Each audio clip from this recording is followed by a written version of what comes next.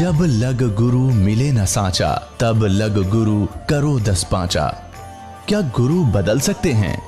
क्या गुरु बदलने से पाप लगता है? आध्यात्म के इस मैदान में आखिर सही गुरु कौन है? गीता जी में वर्णित तत्वदर्शी संत कौन है? इन सभी प्रश्नों के उत्तर जानने के लिए अवश्य सुनिए जगत गुरु तत्वदर्शी संत रामपाल जी महाराज के मंगल प्रवचन। अब क्या बताते हैं भगवान कबीर साहब के सबसे पहले ज्योत निरंजन की अंडे से उत्पत्ति की, पीछे से दुर्गा की उत्पत्ति की उसी परमात्मा ने। फिर इन दोनों के संयोग से ब्रह्मा विष्णु महेश की उत्पत्ति हुई। देखिएगा, पहले कीन निरंजन राई, पीछे से माया उपजाई। माया रूप देख अति शोभा, यू देव निरंजन तन मन लोभा। दुर्गा के सुंदर रूप को देखकर इसके मन में दोष आ गया। कामदेव धर्मराय सताए, देवी को तुरंत धर खाए। पेट से देवी करी पुकारी, हे साहेब मोहे करो उबारी। पेट से दुर्गा ने पुकार करी। टेर सुनी सतगुरता आए, अष्टंगी को बंद छुड़वाए। परमात्मा कहते हैं कि टेर सुनी तहां हम आए, यहाँ इन्होंने अपने हिसाब से लिख दिया, सतगुरु तहां आए, अष्टंगी के बंध छुड़वाए, यानी उसके पेट से निकाले बंधन से। अब 22 पृष्ठ पर ज्ञान बोध। धर्मराय को हिकमत की ना, नख रेखा से भग कर लेना। नाखनों से स्त्री इंद्री लगा बना दी। धर्मराय करे भोग विलासा, माया को रही तब आशा। ये दुर्गा प्रेग्नेंट हुई। 3 पुत्र अष्टंगी जाए, ब्रह्मा विष्णु शिव नाम धराए। 3 देव अवतार चलावे, इनमें यो जग धोखा खावे। पुरुष गम कैसे के पावे, काल निरंजन जग भरमावे। 3 लोक अपने सुत दीना, सुन निरंजन बासालीना। अलख निरंजन सुन ठिकाना, ब्रह्मा विष्णु शिव भेद न जाना। आज तक ब्रह्मा विष्णु महेश को नहीं पता हमारा पिता कौन है। 3 देव सो उसको ध्यावे, निरंजन का वो पार न पावे। ब्रह्मा विष्णु महेश भी उसके खोजने में लगे हुए हैं। आज तक वो अपने पिता को भी प्राप्त नहीं कर सके, क्योंकि इसने कसम खाई है, इसने प्रतिज्ञा की है कि मैं कभी किसी के सामने नहीं आऊंगा।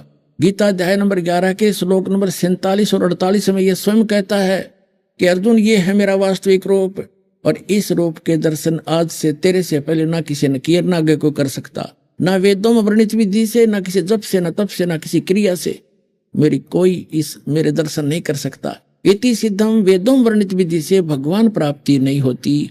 और वेदों में ब्रह्म का नाम है ओम, उसकी साधना से ब्रह्म प्राप्ति होती है। इसने प्रतिज्ञा कर रखी है कि मैं दर्शन नहीं दूं किसी को।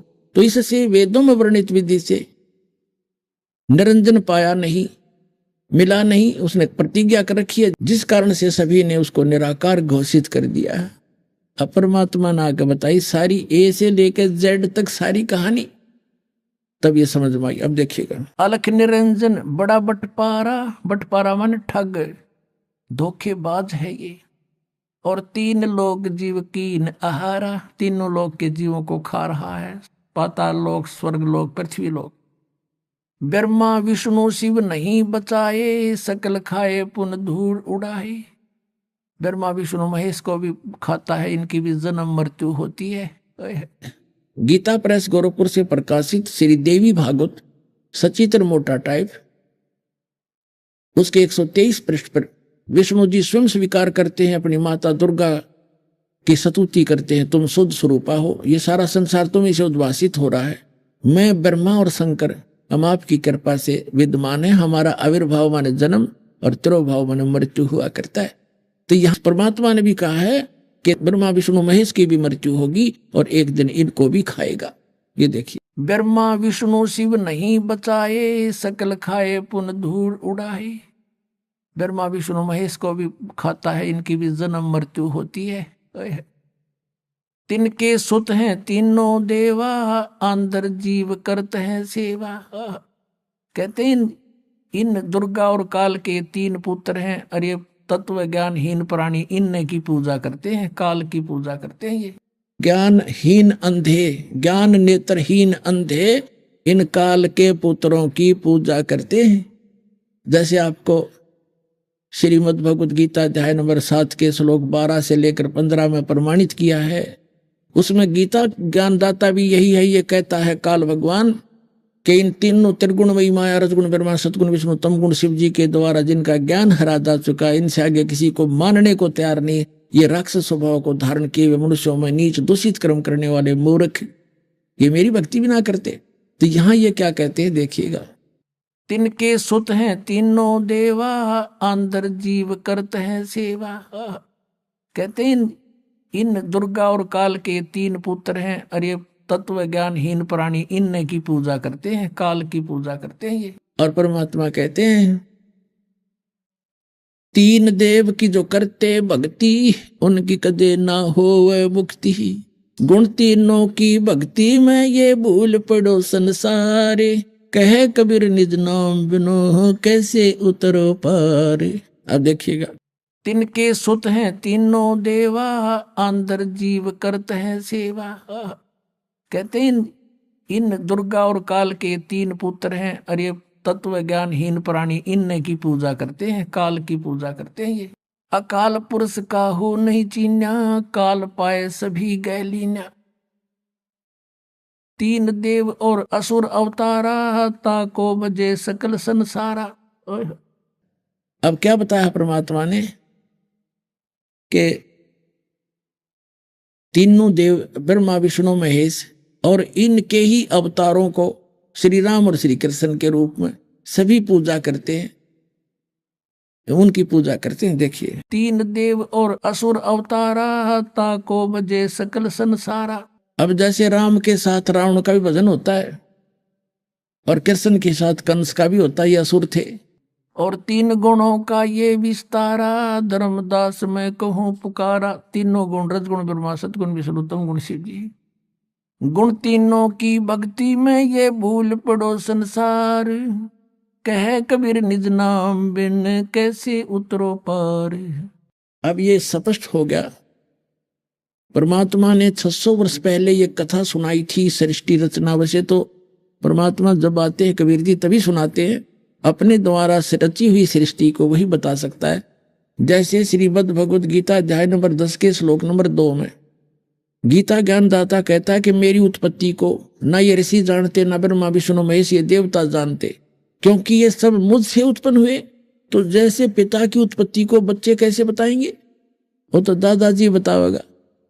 तो वो सबके ग्रैंडफादर, सबके जनक, सबके दाता, सबके परमात्मा वो परमेश्वर कबीर जी हैं, जो जोराहा रूप में काशी में 120 वर्ष रह कर गए। उन्होंने, वो सबके जनक है, उन्होंने आकर ये ज्ञान बताया।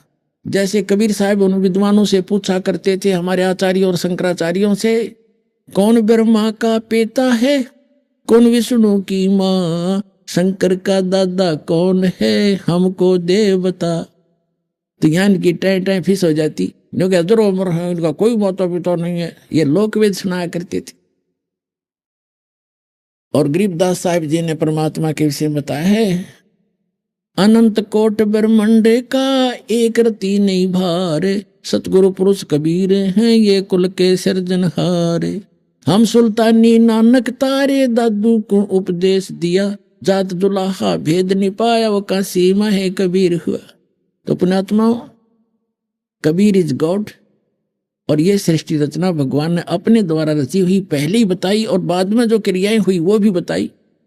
जो दास ने कबीर परमात्मा के द्वारा बोली हुई अमर वाणी में सच्चिदानंद घन ब्रह्म की वाणी जो 600 वर्ष पहले बोली गई थी और आदरणीय धर्मदास साहिब जी के द्वारा लिपिबद्ध की गई थी, उससे पढ़कर भी सुनाया। और यही प्रमाण दास ने सैकड़ों बार पुराणों में, वेदों में और गीता में दिखाया। तो पुण्यात्माओं, कबीर इज गॉड। सौभाग्य आपका, आपको ज्ञान सुनने को मिल रहा है। अब कहते समझा है तो सिर धर पाओ, और बहोर नहीं रे ऐसा दाव।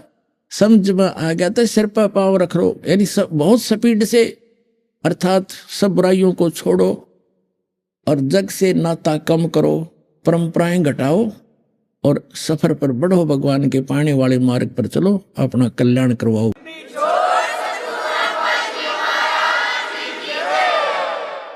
पुण्यात्माओं, जब तक अपने को ये तत्व ज्ञान नहीं हुआ था तब तक हम इसी व्यवस्था को बहुत ही अच्छा मानते थे।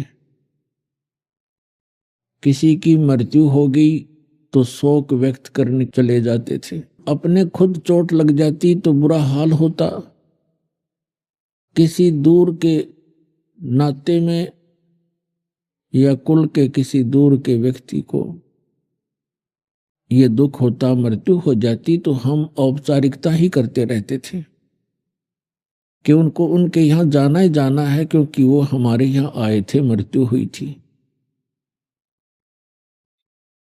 और हमारे पास कोई विकल्प नहीं था, जिस कारण से हमने अपने आप को ऐसे ही ढाल लिया।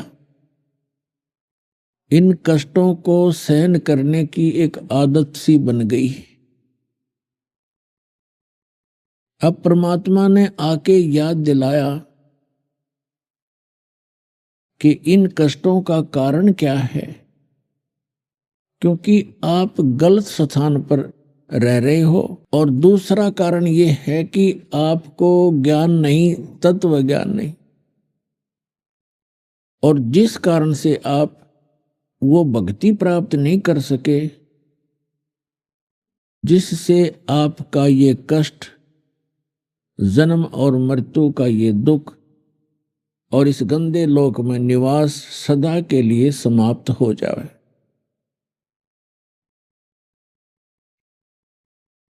उस ज्ञान को स्वयं बताने के लिए परमेश्वर अपने निज धाम से आते हैं, जहां हम और आप पहले रहा करते थे। वहां सर्व सुख था, कोई दुख नहीं था, कोई मृत्यु नहीं थी, हमारा परिवार था। हम परिवार को लेकर ही डूब गए, सह परिवार यहां आ गए इस काल भगवान पर आसक्त होकर के। हमने सोचा वहां कुछ और अच्छी व्यवस्था होगी। अब इसने हमारी यहां पर कैसी झांकी काट रखी है, कैसा जुलूस निकाल रखा है। कोई गधा बना दिया, कोई कुत्ता बना दिया, कोई सूअर बना दिया। अपने ही कर्मों से कोई राजा बन जाता है, आगे साधना सत्य न मिलने से फिर गधा बन जाता है। पुण्यात्माओं, अध्यात्म ज्ञानहीनता आज तक हमें यहीं पर रोके रहने में सफल रही। अब परमात्मा ने आकर वो यथार्थ ज्ञान बताया। अब उस यथार्थ ज्ञान के अंदर मोक्ष प्राप्ति के लिए, भक्ति साधना को सफल बनाने के लिए कौन कौन से नियम हैं, वो मर्यादा बताई। कोई भी कार्य है मर्यादा के बिना नहीं होता। इस लोक में परिवार की भी एक मर्यादा होती है, विवाह शादी जिससे नाते होते हैं उनकी भी मर्यादाएं होती हैं। जैसे बिजली है, बिजली इलेक्ट्रिसिटी, इसकी भी नियम है, मर्यादा है। उन मर्यादाओं को रखेंगे तो ये लाइट हमें प्राप्त रहेगी। ठीक इसी प्रकार साधना की कुछ नियम हैं, मर्यादाएं, उनको हमने निभाना ही पड़ेगा। इनमें सबसे प्रथम है कि गुरु की आवश्यकता होती है। किसी भी भक्त की साधना गुरु के बिना सफल नहीं हो सकती। और गुरु भी पूरा हो, इनकम्प्लीट गुरु से बात नहीं बनेगी। ज्ञान पूरा हो, पूरा गुरु मिलेगा तो आपको सारी वस्तु ही संपूर्ण मिलेंगी, क्योंकि पूरे का काम पूरा ही होता है। अब गुरु के बिना बात बने नहीं। परमात्मा ने स्वयं आकर के ज्ञान दिया है कि आप जी श्री राम और श्री कृष्ण जी को तो बहुत ही समर्थ मानते हो, और उन्होंने भी गुरु बनाने पड़े। श्री रामचंद्र जी ने वशिष्ठ ऋषि से उपदेश लिया, दीक्षा ली, और तब वो सब लोग जा सके। श्री कृष्ण जी ने दुर्वासा जी से दीक्षा ली, उनके शिष्य बने, तब वो सब लोग जा सके। श्री कृष्ण जी के गुरु के बारे में संदीपनी ऋषि और बीच में आता है। संदीपनी ऋषि से उनको अक्सर ज्ञान हुआ था, जैसे टीचर होते हैं पढ़ाई वाले, शिक्षा वाले, और एक होते हैं आध्यात्मिक टीचर, गुरु। तो संदीपनी उनके अक्सर ज्ञान कराने वाले गुरु थे और दुर्वासा जी उनके अध्यात्म मार्ग के गुरु थे। तो परमात्मा कहते हैं कबीर जी, राम कृष्ण से कौन बड़ो, उन्हू भी गुरु कीन, तीन लोक के वे धनी, गुरु अग अदीन।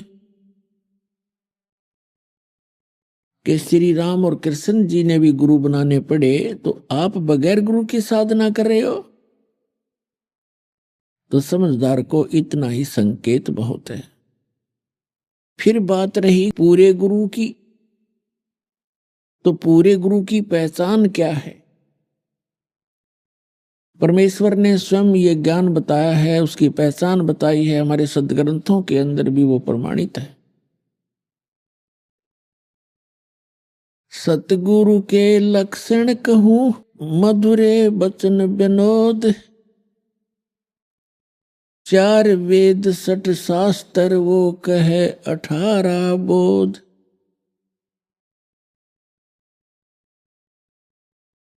अब क्या बताया है कि सतगुरु के लक्षण कहूं, मधुरे बैन विनोद, यानी 4 वेद 60 शास्त्र वो कहे 18 बोध। सतगुरु सब सदग्रंथों का ज्ञाता होता है। चारों वेदों का निष्कर्ष यथार्थ ज्ञान सतगुरु को ही प्राप्त होता है। और दूसरी पहचान बताई है, जो कबीर परमेश्वर का निज संत होगा, सतगुरु होगा, जो उसका कृपा पात्र होगा, जो संत मम सत शब्द दरडावे, वह के संग सब राड बढ़ावे। ऐसे संत महंतन की करनी, धर्मदास में तो से वर्णी। मेरा जो परम संत होगा, उसका दूसरा लक्षण ये होगा कि जो संत मम सत शब्द दृढ़ावे, मेरे इस यथार्थ ज्ञान को जो दृढ़ता के साथ जनता को बताएगा, उसके संग सभी राड बढ़ाएंगे, विरोध पैदा करेंगे, झगड़ा करेंगे। और कलयुग के अंदर अस संत महंतन की करनी, कि इस कलयुग में ऐसी इन संत और महंतों की करनी हो जाएगी, धर्मदास में तो से वर्णी। फिर बताया है श्रीमद् भगवत गीता चौथे अध्याय के 32 और 34 में। 32 में कहा कि अर्जुन, अभी तक जो भी ज्ञान मैंने इस आपको चौथे अध्याय में दिया है, 25 से लेकर 31 तक श्लोकों में, तो कोई कैसी साधना करता है, कोई देवताओं की पूजा करता है, कोई स्वाध्याय करता है, गीता जी का पाठ कर लिया, वेदों का पाठ कर लिया, इस तरह की। कोई केवल योग अभ्यास ही करता है, योगासन। कोई श्वास उश्वास की क्रिया को देखता रहता है, आती जाती को। और सभी अपनी अपनी साधना को पाप नाशक जानते हैं, क्योंकि यदि उनको पता लग जाए कि साधना ठीक नहीं है तो तुरंत त्याग देंगे। चौथे अध्याय के 32वें श्लोक में कहा है कि वास्तविक जो जानकारी है, विस्तार के साथ इन यज्ञों की जानकारी, यज्ञ माने धार्मिक अनुष्ठानों की जानकारी सच्चिदानंद घन ब्रह्म की वाणी में वर्णित है, विस्तार के साथ कही है। यहां अनुवादकर्ताओं ने गीता अध्याय 4 के श्लोक 32 में अनुवादकर्ताओं ने गलत अनुवाद कर दिया, क्योंकि उनको तत्व ज्ञान नहीं था और वो श्री कृष्ण से अन्य कोई भगवान नहीं मानते थे, उसको कंप्लीट गॉड मानते थे, संपूर्ण भगवान, पूर्ण परमात्मा। जिस कारण से उन्होंने अर्थों के अनर्थ करने प्रारंभ कर दिए। यहां लिखा है ब्रह्मणे मुखे, ब्रह्मणे मुखे, ब्रह्मणे कार से यहां पर इन्होंने वेद कर दिया, ये गलत किया। और यही शब्द है गीता अध्याय नंबर 17 के श्लोक नंबर 23 में, यही शब्द है ब्रह्मणे। ओम तत्सत इति निर्देश ब्रह्मणे त्रिविध समर्थ ब्राह्मणा तेन वेदा च यगा विहिता पुरा। तो वहां इन्होंने ठीक अनुवाद किया, ब्रह्मणे माने सच्चिदानंद घन ब्रह्म कर दिया, वो सही अनुवाद किया है, वो ठीक अर्थ किया है। लेकिन यह चौथे अध्याय के 32वें श्लोक में इनकी बुद्धि स्लिप कर गई, फिसल गई, क्योंकि अज्ञानी व्यक्ति कहीं ना कहीं गलती करेगा ही करेगा। तो यहां भी लिखना था ब्रह्मणे मुखे माने सच्चिदानंद घन ब्रह्म, मुख, मुखे माने उसके मुख से उच्चरित वाणी में, यानी सच्चिदानंद घन ब्रह्म, वो परम अक्षर ब्रह्म। गीता अध्याय नंबर 8 के श्लोक नंबर 3 में गीता ज्ञानदाता ने अपने से अन्य कोई परमात्मा बताया है, जिसको परम अक्षर ब्रह्म कहा है। परम अक्षर ब्रह्म कहो, सच्चिदानंद घन ब्रह्म कहो। उसने सच्चिदानंद घन ब्रह्म ने अपने मुख कमल से जो ज्ञान कहा है वो तत्व ज्ञान है, और उसके अंदर धार्मिक अनुष्ठानों यज्ञों की जानकारी विस्तार के साथ कही है। चौथे अध्याय के 34वें श्लोक में कहा है, उस तत्व ज्ञान को अर्जुन तू तत्वदर्शी संतों के पास जाकर समझ, उनको दंडोत प्रणाम करने से, कपट छोड़कर सरलता पूर्वक प्रसन्न करने से वो तत्वदर्शी संत तुझे परमात्मा का, उस तत्व ज्ञान का उपदेश करेंगे। अब तत्वदर्शी संत ही परमात्मा के उस तत्व ज्ञान से परिचित होता है, वो पूर्ण सतगुरु होता है। अब इससे एक तो ये बात सिद्ध होगी कि श्रीमद् भगवत गीता के अंदर वो ज्ञान नहीं है जो तत्व ज्ञान है। नहीं तो यहाँ गीता ज्ञानदाता कह देता कि तत्व ज्ञान 17वें अध्याय में है या 16वें अध्याय में, वहां पढ़ लिए, या एक अध्याय और बना देता 19वां। उसको खुद ज्ञान नहीं है, इसलिए उसने एक ऑप्शन छोड़ दिया है कि ये ज्ञान तत्वदर्शी संत ही बता सकते हैं, उनसे सुनो। अब गीता अध्याय नंबर 15 के श्लोक नंबर 1 के अंदर तत्वदर्शी संत की पहचान बताई है। ऊर्ध्व मूलम अधः शाखम अश्वत्थम प्राहु अवम छंदासी यस्य पर्णानि ये तम वेद स वेदवित।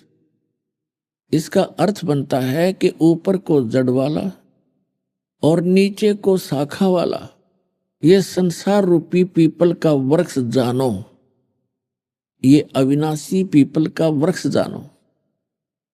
और छंदासी यस्य पर्णानि, जिसके छंद माने विभाग, पत्ते आदि जिसके विभाग हैं, और यह तम वेद, और जो इस संसार रूपी वृक्ष के सर्वांग सभी पार्ट्स को, ऑल पार्ट्स को बता देगा। स वेदवित, वह वेद के तात्पर्य को जानने वाला है, वह तत्वदर्शी संत है। तो पुण्यात्मा, परमेश्वर कबीर जी जो परम अक्षर ब्रह्म हैं, सच्चिदानंद घन ब्रह्म हैं, वे स्वयं आए थे भारतवर्ष की पावन धरती पर सन 1398 में पवित्र नगरी काशी में, और वहां काशी नगर से बाहर एक सरोवर के अंदर विकसित कमल के फूल के ऊपर आके नवजात शिशु का रूप धारण किया था।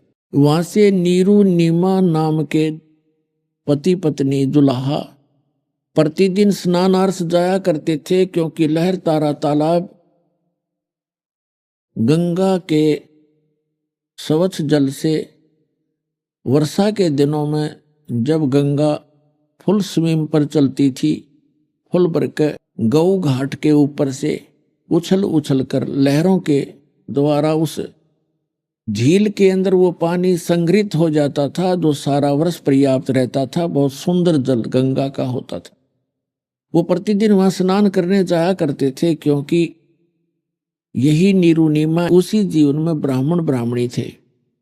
मुसलमानों ने उनको जबरदस्ती मुसलमान बना दिया था, और हिंदुओं ने मुसलमानों को गंगा में स्नान करने पर प्रतिबंध लगा दिया था घाट के ऊपर। तो उसके बाद ये मुसलमान बना दिए गए थे बाई फोर्स। तो इनके पास कोई विकल्प रहा नहीं था, जुलाहे का काम करने लग गए। पहले ये ब्राह्मण थे, विद्वान थे, शिव के पुजारी थे, भगवान शिव के शिव पुराण की कथा करके ये अपनी दक्षिणा से गुजारा किया करते थे, निर्वाह करते थे। अब वो दक्षिणा बंद हो गई, जिस कारण से इन्होंने जुलाहे का काम करना प्रारंभ कर दिया था। तो वो प्रतिदिन उस लहर तारा तालाब के अंदर स्नान करने जाया करते थे। वहां परमात्मा सतलोक से आए, एक शिशु रूप धारण किया, नीरुनीमा उनको उठा ले गई। तो वहां परमात्मा धीरे धीरे बड़े हुए। 5 वर्ष की आयु में ही बड़े बड़े विद्वानों के छक्के छुड़ा दिए। परमात्मा 5 वर्ष के थे उस समय महर्षि कहो, पंडित जी कहो, स्वामी रामानंद जी 104 वर्ष के थे, और वेदों और गीता के बड़े विद्वान माने जाते थे।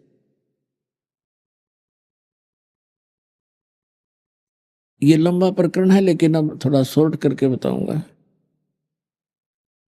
और 16 वर्ष की आयु में ही वो दीक्षित हो गए थे। बाल ब्रह्मचारी थे, ब्राह्मण जाति में थे। वहां लगभग 1400 उन्होंने शेष ऋषि बना रखे थे, जो उनके द्वारा बताए गए वेद और गीता और पुराणों के ज्ञान को आगे जनता में प्रवचन किया करते थे, बताया करते थे। जब परमात्मा 5 वर्ष के हुए, अब दास ये बताने जा रहा आपको कि तत्वदर्शी संत भी परमात्मा कबीर जी स्वयं ही थे। और उसके पश्चात जिन महापुरुषों को मिले वो तत्वदर्शी संत थे। कौन कौन? आदरणीय धर्मदास साहिब जी, आदरणीय मलुकदास साहिब जी, आदरणीय नानक साहिब जी, आदरणीय दादू साहिब जी, आदरणीय गरीबदास साहिब जी, गांव छुरानी, जिला झज्जर, हरियाणा वाले, आदरणीय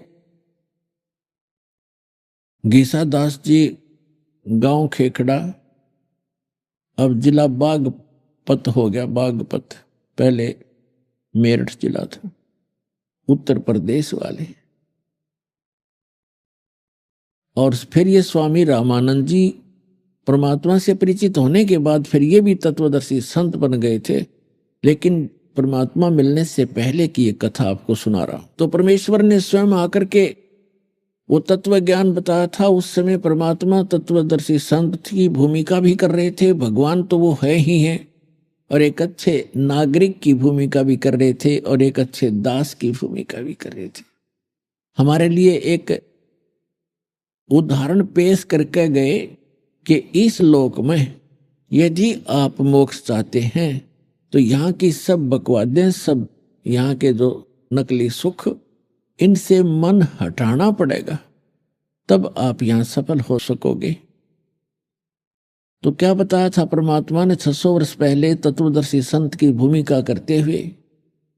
अक्सर पुरुष एक पेड़ है, सर पुरुष वाकी डारे, तीनों देवा शाखा है, 22 पात रूप संसारे। अक्सर पुरुष एक पेड़ है, निरंजन कहो, सर पुरुष कहो, इसे काल कहो, सर ब्रह्म कहो, सर पुरुष वाकी डार, और तीनों देवा रजगुण ब्रह्मा, सतगुण विष्णु, तम गुण शिव जी, तीनों देवा शाखा हैं ये पात रूप संसार। हम तो पात रूप के अंदर हैं, संसार तो। और जैसे एक उल्टा लटका हुआ संसार रूपी वृक्ष, श्रीमद् भगवद गीता अध्याय 15 मंत्र 1 में बताया है कि तत्वदर्शी संत कौन होगा? जो संसार रूपी वृक्ष, जो ऊपर को जड़ वाला, नीचे को तीनों गुण रूपी शाखा वाला संसार रूपी वृक्ष है, और उसके पत्ते आदि सब विभाग हैं। गीता ज्ञान दाता ने सिर्फ इतनी जानकारी दी है कि ऊपर को ऊर्ध्व मूलम अधः शाखम अश्वत्थम पराहु अव्यम छंदासी यस्य प्रणानी, प्रणानी माने पत्ते, छंदासी माने विभाग है, खंड है, इसके विभाग है। यह तम वेद स वेदविद, जो इस संसार रूपी वृक्ष ऊपर को जड़ नीचे को शाखा और ये बाकी इसके पत्ते हैं। इस उल्टे लटके हुए संसार रूपी वृक्ष के सभी विभाग जो जानता है स वेदविद, वो तत्वदर्शी संत है। यानी गीता ज्ञानदाता भी इस वृक्ष के सभी पार्ट से परिचित नहीं था, नहीं तो 18 अध्याय 700 श्लोक थोड़े नहीं होते, ये तो 2-3 श्लोक का में कंप्लीट हो जाता। अब परमात्मा ने किया है कि अक्षर पुरुष एक पेड़ है, सरपुरुष वा की डार, और तीनों देवा शाखा है, वाई पात रूप संसार। छंदासी यस्य प्रणानी, जिसके पत्ते आदि विभाग हैं उनको जो जानता, तो परमात्मा ने बताया। उस परमेश्वर के आने के बाद जिन महापुरुषों को भगवान मिले, उनके बाद अब वर्तमान में ये दास है वो तत्वदर्शी संत इस पूरे ब्रह्मांड में।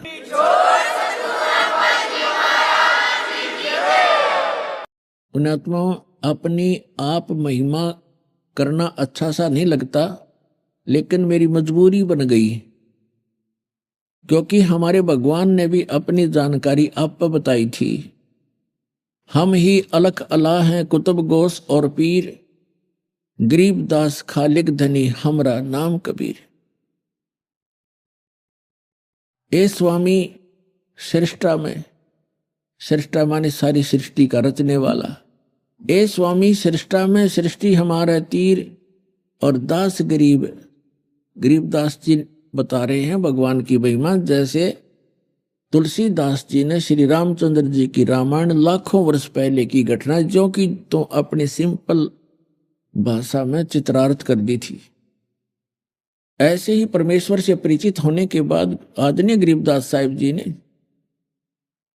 परमात्मा की महिमा अपनी अमरवाणी में आंखों देखा भगवान को और सारे ब्रह्मांडों को, सारे लोकों को चित्रार्थ की।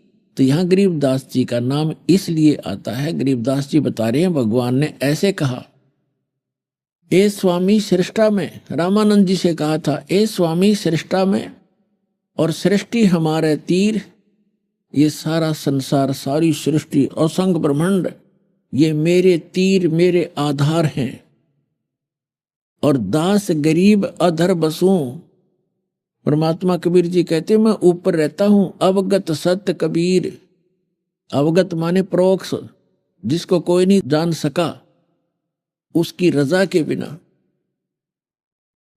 दास गरीब अधर बसूं, मैं ऊपर रहता हूं, सतलोक में निवास है मेरा। और अविगत सत कबीर, सत कबीर माने अविनाशी कबीर। अब यहां आपको वो चित्र दिखाता हूं जो परमात्मा ने 2 पंक्तियों में 1 श्लोक में सारा ही कह दिया। अक्षर पुरुष एक पेड़ है, सरपुरुष वा की डार, और तीनों देवा शाखा है, ये पात रूप संसार। देखिएगा, ये है गीता ज्ञान दाता ने सिर्फ इतना कहा है इस संसार रूपी वृक्ष के बारे में कि ऊपर को जड़ और नीचे को शाखा वाला ये संसार रूपी वृक्ष है, पीपल का वृक्ष समझो। और छंदासी यस्य प्रणानी, प्रणानी माने पत्ते, छंदासी यस्य प्रणानी, जिसके छंद जो हैं ये पत्ते हैं, ये भाग विभाग है। छंदासी यस्य प्रणानी यानी इसके छंदों का जो भाग बता देगा, विभाग बताएगा, छंद पत्ते आदि इसके विभाग हैं। और यह तम वेद से वेदवित, परमात्मा ने केवल इतना बताया है, जैसे जमीन से बाहर जितना पोर्शन पेड़ का होता है उसको पेड़ कहते हैं और तने पर आधारित होता है। तो परमेश्वर ने कहा कि अक्षर पुरुष एक पेड़ है, ये तना तो अक्षर पुरुष समझो, और सरपुरुष वाकी डार, ये मोटी डार निकला उसमें से एक, और तीनों देवा शाखा हैं ये पात रूप संसार। तीनों देवा शाखा है, रजगुण ब्रह्मा जी, सतगुण विष्णु जी, तमगुण शिव जी, ये शाखा है। और हम यहाँ पात रूप संसार, हम यहाँ पात रूप में हैं। अब ये बताया परमेश्वर ने कि अक्षर पुरुष एक पेड़ है, सरपुरुष वा की डार, और तीनों देवा शाखा हैं ये पात रूप संसार।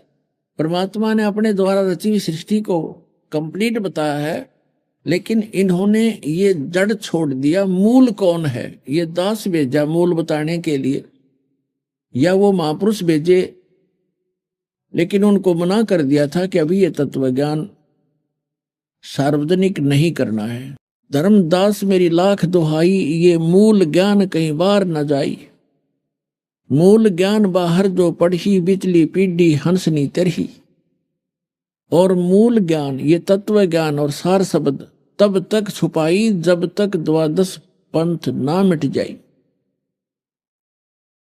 तो ये अभी तक छुपा के रखना था। ये 12वां पंथ गरीबदास पंथ है, इसके अंदर ही परमात्मा ने कहा था कि 12वें पंथ में हम ही आएंगे, जो 12वां पंथ चल चुका होगा। और जब कलयुग 5500 वर्ष बीत गया होगा लगभग, तब हम आएंगे। वो परमेश्वर नहीं आए तो दास को भेज दिया, उस सारी संपूर्ण अध्यात्म ज्ञान से युक्त करके। अब देखिएगा, अब ये परम अक्षर ब्रह्म, ये पूर्ण परमात्मा है, ये है पूर्ण ब्रह्म, परम अक्षर ब्रह्म। पूर्ण ब्रह्म कहो, परमेश्वर कहो, परम अक्षर ब्रह्म कहो, ये तो संसार रूपी वृक्ष की मूल है, जड़ है, जिससे सभी को आहार मिलता है, जो सबका पालन पोषण करने वाला है, धारण पोषण करने वाला है, और जिसने सभी ब्रह्मांडों की रचना की है, जिससे सबकी उत्पत्ति हुई है। ये देखिएगा, ये है, ये परम अक्षर ब्रह्म है। ये दास बताने के लिए भेजा। परमात्मा ने कहा था कबीर अक्षर पुरुष एक पेड़ है और निरंजन वा की डार, इसको सरपुरुष कहो चाहे निरंजन कहो, और तीनों देवा शाखा हैं ये पात रूप संसार। अब आप कंप्लीट देखिएगा, ये संसार रूपी पीपल का वृक्ष, ये संपूर्ण एक संसार रूपी वृक्ष को देखें, ये है कंप्लीट संसार रूपी वृक्ष। गीता ज्ञानदाता ने कहा कि ऊर्ध्व मूलम अधः शाखम, ऊपर को जल जड़ और नीचे को शाखा वाला ये संसार रूपी पीपल का वृक्ष अविनाशी कहा है। छंदासी यस्य पर्णानी, बस ये इसके पत्ते आदि उसके भेद हैं। ऊपर को जड़ और ये शाखा और ये पत्ते इसके विभाग हैं, और जो इनको जानता है वह तत्वदर्शी संत है। तो परमात्मा स्वयं ही तत्वदर्शी संत बनकर आए थे, और उन्होंने ये ज्ञान परमात्मा ने स्वयं बताया था। अपने द्वारा रची हुई सृष्टि को उन्होंने ही बताया था। तो प्रसंग चल रहा है पूर्ण सतगुरु की पहचान। इसमें कोई भाषा विशेष का विशेष योगदान नहीं है। कोई यूं कहे कि किसी को संस्कृत नहीं आती, वो कैसा संत, कैसा विद्वान, नहीं। भाषा का काम अपने विचारों को दूसरे तक पहुंचाना, बस इतना ही पर्याप्त है। तो दास बताने जा रहा है कि परमात्मा 5 वर्ष के हुए, बड़े बड़े विद्वानों के छक्के छुड़ा दिए।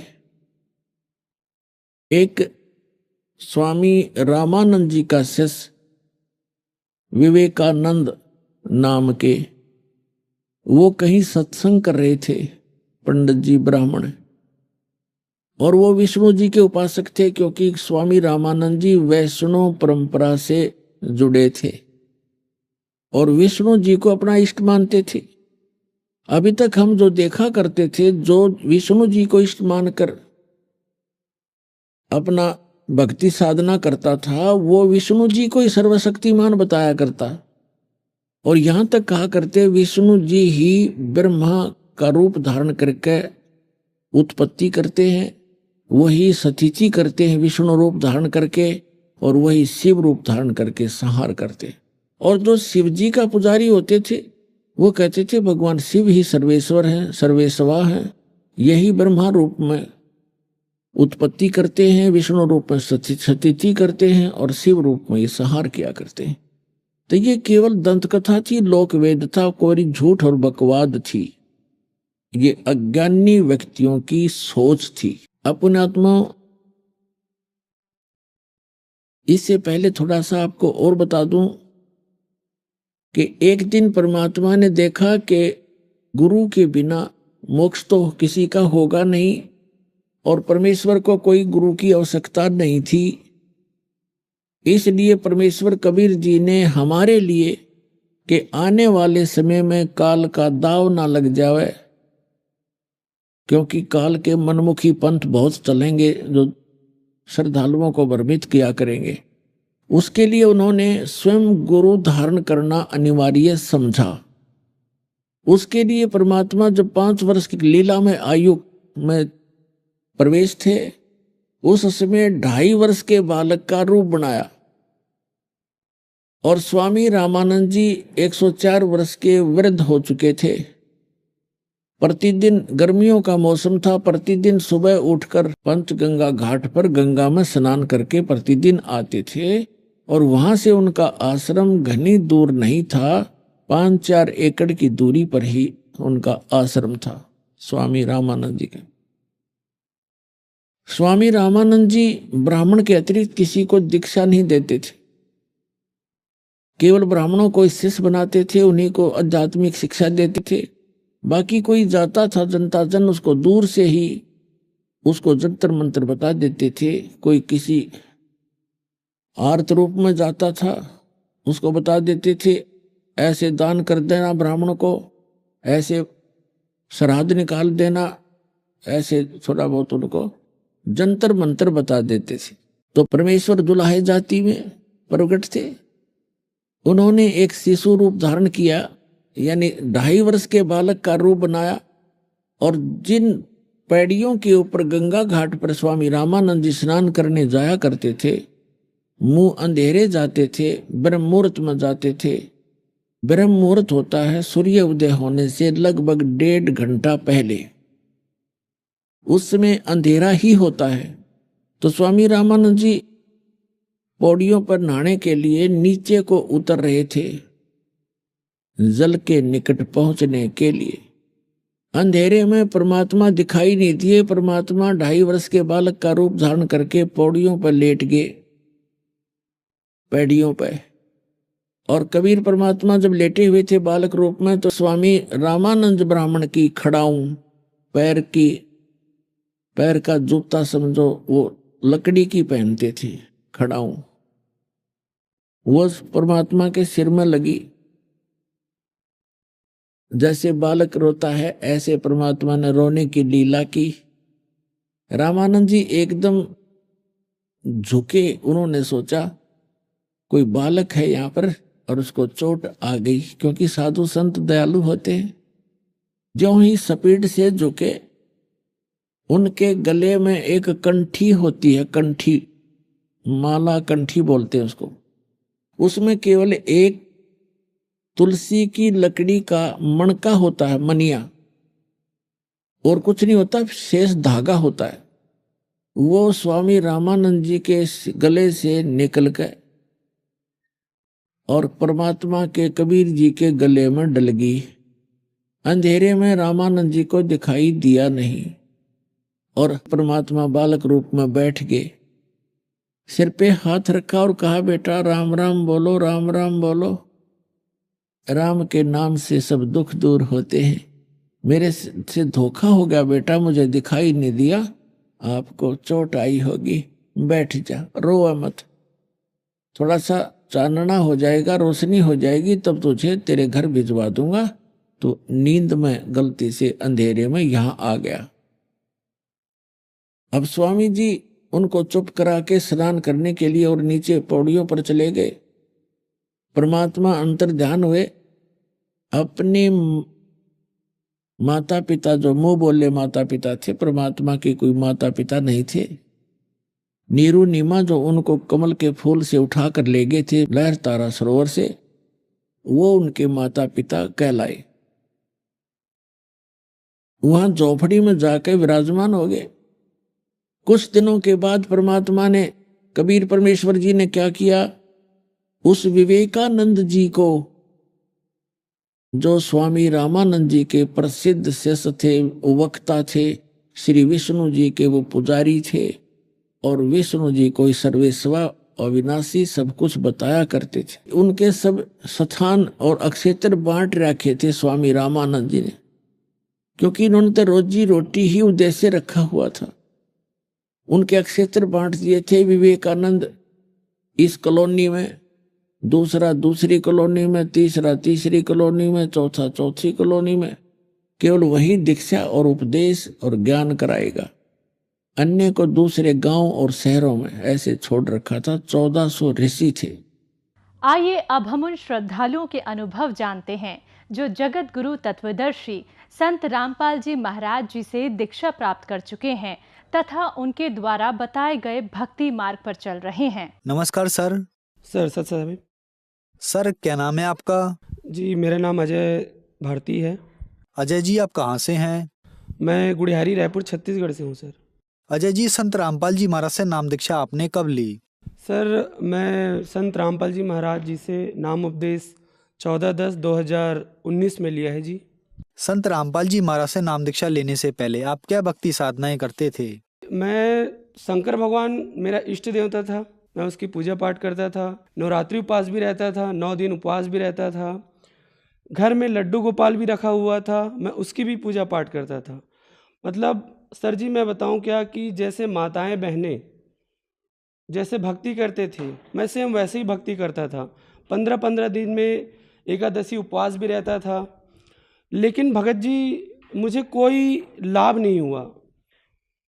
सबसे बड़ा विडंबना की बात यह है कि मेरी भक्ति बिल्कुल शास्त्र के विपरीत चल रही थी, जिसके कारण मैं नशे में भी बहुत पड़ गया था भगत जी। आज से लगभग 10 साल पहले मेरे यहाँ पिताजी का देहांत हुआ, जिसके बाद मैं काफ़ी नशे में लिप्त हो गया था। इतना नशा करता था भगत जी कि मेरी माता जी और मेरी बहन मुझे ठेके से उठा के लाते थे, जो शराब की भट्टी होता था। मैं जहाँ ड्यूटी जाता था भगत जी, वहाँ के भी मेरे मित्र बंधु लोग भी मुझे घर तक पहुँचाते थे। मैं इतना नशे में लिप्त हो गया था भगत जी, फिर भी मैं पूजा पाठ करता था कि शायद कहीं मुझे शांति मिले, मुझे मोक्ष मिले, लेकिन ऐसा कुछ भी नहीं हुआ। तो फिर आप संत रामपाल जी महाराज की शरण में कैसे आए? सर हुआ ये कि मेरे छोटे वाली बहन का पति, मेरा दामाद जी, उन्होंने संत रामपाल जी महाराज जी का सत्संग सुन रखा था। उन्होंने मुझे कॉल करके बताया कि मैंने ज्ञान गंगा बुक और जीने की राह, ये दोनों पुस्तक ऑर्डर किया है। तो मेरा घर तो काफ़ी दूर है, इसीलिए भगत जी उन्होंने मेरे घर में वो ऑर्डर पता लिखवा दिया था। तो एक संतोष भगत जी है जिन्होंने वो बुक मेरे घर में लाया। लेकिन भगत जी मैं बुक तो पढ़ता ही नहीं था, रख दिया था। मैं एक बात और बताना भूल गया था कि जिस भी देवी देवता की मैं पूजा पाठ करता था, तो मैंने सुन रखा था कि गुरु बनाना जरूरी है, गुरु बिना तो मोक्ष होता नहीं। तो मैंने गुरु ढूंढा कि कौन से गुरु जो मुझे सच्चा ज्ञान दे सके और सच्ची भक्ति दिला सके और जो मुझे इस पृथ्वी लोक से मोक्ष दिला सके। तो मेरा एक मित्र था जिन्होंने मुझे राय दिया कि आप राधा स्वामी पंथ में जाइए।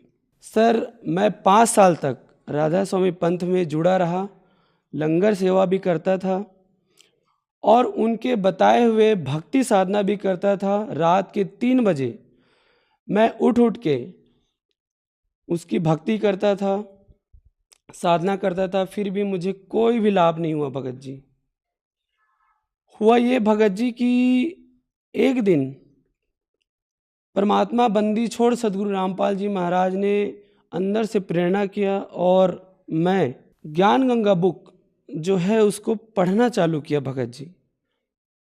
जैसे मैंने पढ़ना चालू किया तो उसमें 4-5 पेज पढ़ा ही था, जिसमें एक वाणी लिखी थी कि मदिरा पीवे कड़वा पानी और 70 जन्म कुत्ते के जानी।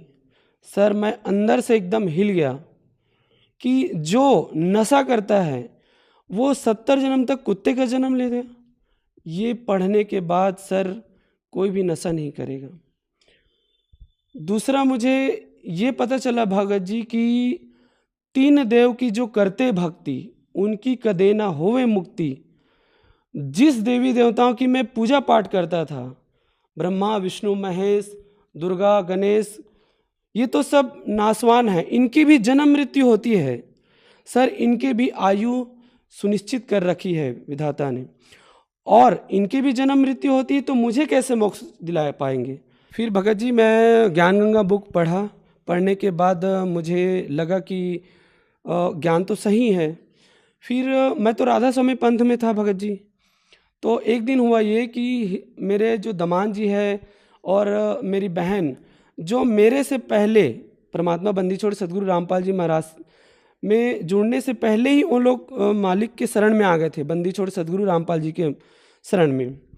तो अचानक हिसार जाने का मेरे घर में कार्यक्रम बना और मुझे भी उनमें सम्मिलित होने के लिए कहा गया, लेकिन मैं अज्ञानी था। अपने अज्ञानवश मैं मना करता गया कि नहीं, मैं राधा स्वामी पंथ में हूँ तो मैं नहीं जाऊँगा। जिस दिन दूसरे दिन ट्रेन था भगत जी रिजर्वेशन का, उसके रात को मैं 9 बजे अपने जो सर हैं उनको कॉल किया कि लास्ट बार चलो ठीक है, आप लोग इतना प्रेरित कर रहे तो मैं चले जाता हूँ, लेकिन छुट्टी तो मिल नहीं रही है। लेकिन बंदी छोड़ सदगुरु रामपाल जी महाराज अपने शरण में लेने के लिए ही शायद उन्होंने ऐसा दया किया मुझ पे, इस दास के ऊपर, कि मेरी एक फ़ोन लास्ट फ़ोन लगाने पर मेरी छुट्टी अर्जी पास हो गई और मैं 1 हफ्ते के लिए मुझे छुट्टी मिला। मैं वहाँ गया हिसार भिवानी आश्रम संत रामपाल जी महाराज के शरण में। जैसे ही मैं आश्रम के दहलीज को पार करके अंदर गया भगत जी, वहाँ का नज़ारा देख के कि वहाँ जितने भी बहनें थी, माई थी, भाई लोग थे, उनका व्यवहार, सत साहब जी आप यहाँ बैठिए जी, सत साहब जी, वहाँ का आदर सम्मान और भक्ति साधना देख के भगत जी मैं अंदर से इतना गदगद हो गया। मैं रात को भंडारा लेके जैसे सोया, भगत जी सुबह उठते ही संत रामपाल जी महाराज से मैंने नाम उपदेश लिया। सर संत रामपाल जी महाराज से नाम दीक्षा लेने के बाद आपको क्या लाभ मिले? भगत जी लाभ का मैं आपको बता नहीं सकता, इतने लाभ दिए हैं बंदी छोड़ सदगुरु रामपाल जी महाराज ने। सबसे पहले मुझे लाभ ये मिला कि मुझे आध्यात्मिक लाभ मिला। दूसरा लाभ मुझे भगत जी ये मिला कि मैं नशे में बहुत धूत रहता था, जिसके नाम से मेरे परिवार वाले बहुत परेशान रहते थे। मेरे घर वाले, मेरे पड़ोसी ये बोलते थे कि ये नशे को कभी छोड़ नहीं सकता। लेकिन बंदी छोड़ सदगुरु रामपाल जी महाराज के शरण में आने के बाद, उनकी भक्ति विधि करने के बाद भगत जी मैं नशा तो क्या, जो सामने वाला भी नशा करता है तो उसको भी मना करते हैं कि नशा करना बहुत गलत चीज़ है। दूसरा लाभ मुझे ये हुआ भगत जी कि नशा करने के से मुझे पैसे मेरे पास इकट्ठा होता नहीं था भगत जी, मैं पैसे को बर्बाद कर देता था। और हम लोग 15 साल से रेंट में रहते थे भगत जी। मालिक की दया इतनी हुई कि पैसा इकट्ठा होना भी चालू हुआ, और आज के समय में बंदी छोड़ सदगुरु रामपाल जी महाराज के शरण में आने के बाद हमें खुद का घर, मालिक की दया से 40 लाख का हमारा घर बना है भगत जी। तीसरा लाभ हमें ये हुआ सर कि मेरी माता जी को कैंसर हो गया था। एक बात बताना मैं भूल गया भगत जी कि मैं हॉस्पिटल लाइन में वर्क करता हूँ, मैं एक वार्ड बॉय हूँ, और 4 साल मैंने कैंसर वार्ड में भी ड्यूटी किया है। तो मुझे पता है भगत जी कि एक कैंसर मरीज को किस तरह से ट्रीट किया जाता है, और उसमें 2 प्रकार से ट्रीट होता है भगत जी। पहला तो कीमोथेरेपी होता है, दूसरा रेडियोथेरेपी होता है। इन दोनों थेरेपियों से मरीज की स्थिति इतनी खराब हो जाती है कि क्या बताएं भगत जी। हम लोग डर गए थे कि माता जी का कैंसर बताया गया, डॉक्टर ने कहा कि ऑपरेशन करना पड़ेगा। तो हमने कहा कि ऑपरेशन करने से क्या होगा, तो उन्होंने कहा कि ऑपरेशन करने से शायद जान बच सकती है। लेकिन हमने जैसे जांच कराया भगत जी, तो डॉक्टर ने साफ मना कर दिया कि माता जी का उम्र ज़्यादा हो चुका है, हम लोग ऑपरेशन नहीं करेंगे, ऐसे ही आपको ज़िंदगी भर तक आपकी माँ को दवाई खानी पड़ेगी। भगत जी, चूँकि मैं हॉस्पिटल लाइन में हूँ तो मुझे पता है कि माता जी का जो कैंसर था वो 3rd स्टेज में था। डॉक्टर ने भी स्पष्ट बता दिया था। तो डॉक्टर ने मना कर दिया कि ऑपरेशन नहीं करेंगे, आप जितना दिन तक अपनी माँ को घर में ले जा सकते हो, जितना दिन जिंदा रह सकते हैं उतना दिन रहने उसको घर में रखो, 3rd स्टेज का कैंसर है। तो भगत जी, हमने अपने भगत भाइयों से पूछा तो भगत भाई ने बताया कि परमात्मा बंदी छोड़ सदगुरु रामपाल जी से अरदास लगाई। हमने बंदी छोड़ सदगुरु रामपाल जी महाराज से अरदास लगाई। अरदास में परमात्मा बंदी छोड़ सदगुरु जी का आदेश आया कि बेटा आप ऑपरेशन एक बार करा के देखो, मालिक दया करेंगे। मैं बताऊं क्या सर, जैसे हम लोग परमात्मा का आदेश आया, हम लोग हॉस्पिटल गए और ऑपरेशन कराया। भगत जी, 1 रुपया का भी दवाई माता जी को खाना नहीं पड़ा। और जो डॉक्टर कैंसर है बताते थे, वही डॉक्टर के मुख से हमने ये सुना भगत जी कि ये चमत्कार कैसे हो गया, ये तो कैंसर था, वो भी 3रा स्टेज का। तो रिपोर्ट तो निगेटिव आया। भगत जी, बायोप्सी के लिए बॉम्बे भेजा जाता है टुकड़े को, वहाँ से रिपोर्ट आया बिल्कुल निगेटिव आया। तो ये लाभ हुआ भगत जी हमें। और 5वां लाभ भगत जी ये हुआ कि मेरी पत्नी है, उनको बवासीर हो गया था।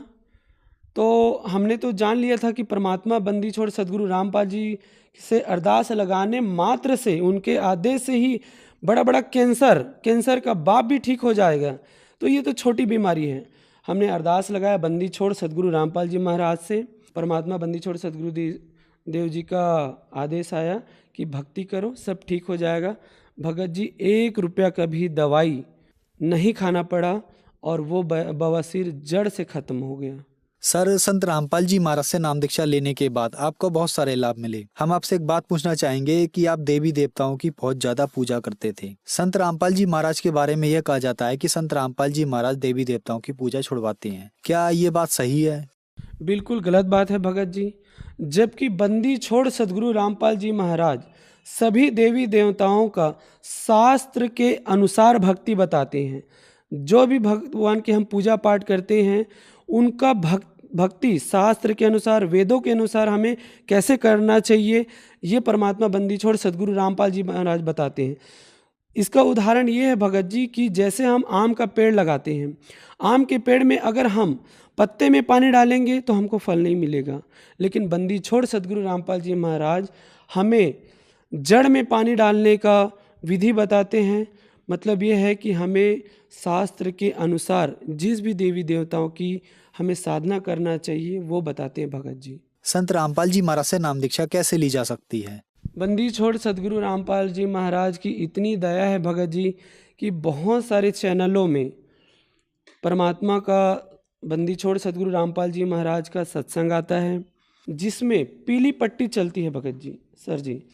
और उस नंबर में आप फ़ोन करके आपके आसपास के क्षेत्र में जहाँ भी बंदी छोड़ सदगुरु रामपाल जी महाराज का आश्रम है, नामदान केंद्र है, वहाँ आपका पता लगा के उनसे आप संपर्क कर सकते हैं।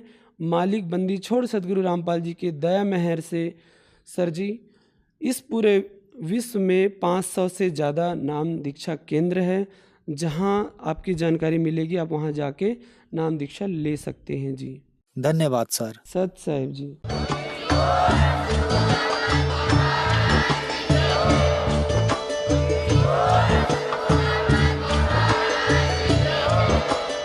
आप सुन रहे थे जगत गुरु तत्वदर्शी संत रामपाल जी महाराज जी के मंगल प्रवचन। अधिक जानकारी के लिए विजिट कीजिए हमारी वेबसाइट www.jagatgururampalji.org। संत रामपाल जी महाराज जी के शुभ आशीर्वाद से पूरे विश्व भर में 500 से भी ज्यादा नाम दीक्षा केंद्र हैं, जिन पर संत रामपाल जी महाराज जी द्वारा ऑनलाइन निशुल्क नाम दीक्षा दी जा रही है। अपने नजदीकी नाम दीक्षा केंद्र का पता करने के लिए संपर्क करें 8222880541।